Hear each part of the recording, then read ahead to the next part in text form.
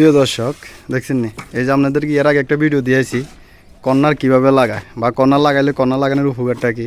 দেখেন এই কর্নার লাগাইলে দেখছেন নি গিটারের উপরে ওয়ালের উপরে মানে ফাট্টা দেওয়ান লাগে না, আর একসাথে প্লাস্টার করে জান গিয়ে যায়। দেখছেন নি ব্যাস খালি মাল মশলা মারি দিলে মাল মারি দিয়ে খালি করে লেব।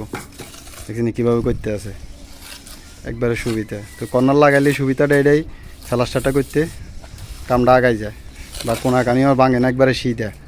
দেখছেন নি কীভাবে কর্নার উপরে মাল দিয়ে দিছে, এখন এটার মধ্যে মারি দিব। এই দেখছেন এই একবারে প্লাস্টার একসাথে কুবলা সহকারে চলে আইব। দেখছেন এই ফাট্টা করে দিতে আছে।